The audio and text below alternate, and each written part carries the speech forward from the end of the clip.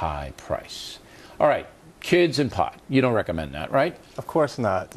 I don't recommend kids taking alcohol or smoking tobacco. Any intoxicants at all. Bad for them. That's right. All right, so we have some common ground. Absolutely. Anybody who can think would agree with you. All right, thank you, and I appreciate that. Texting. You know it's an addiction. It's going crazy. Are you aware of that, right? No, I'm not aware that it's an addiction. No. You don't think texting is an addiction among some children now? Well, it all depends how you define addiction. You know, people... They're compelled to do it. They have to do it. They have it machined in their hand all the time. Well, you're compelled to do this show every day. I get paid to do this show. Exactly. I wouldn't do it if I didn't get paid to do it. And that's exactly. Right, so it's not a compulsion. It's a business decision. Well, no, like you said, you get paid to do it. Yeah. And so there's a reason for you to do it. Is there a reason it's for a kid? It does not disrupt what you're doing. So if you had a son or daughter and they were 15... I have three. I have three boys. In their teens? 2 in the teens. That's okay, right. and if they're texting more than 100 times a day, you don't have a problem with that? Well, the thing is, I have a kid who's in an Ivy League institution. He's a teenager.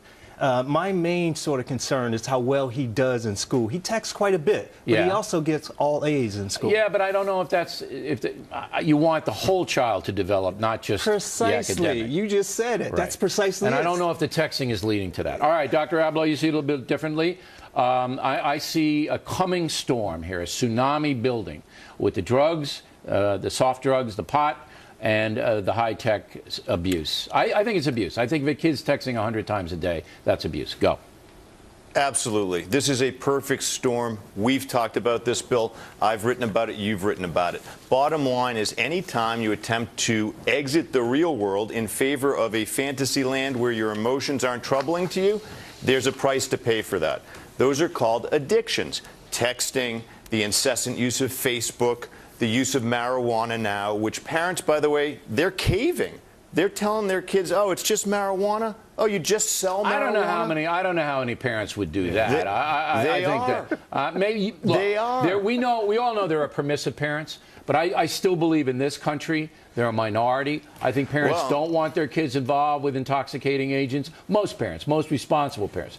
There are parents who are addicted and who are irresponsible. But let's stay on the texting and the games, because the study shows from Winnipeg, interesting study, that the parents, they're lost here with the texting. They're not really on this. And remember, texts can be erased right away.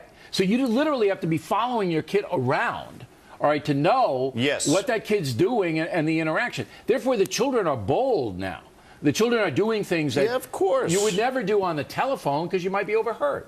Go ahead. Well, this is the Trojan horse, because even the people who can identify this as a huge problem are using texting. Now, you can say, well, they're using it less, but they're still on the drug. And we're going to find out that this disempowers people. It deposits them in a virtual world where their feelings don't need to have integrity, where their intentions can be the same as a pot smoker's, non-motivational, looking for the next high. And you say to that?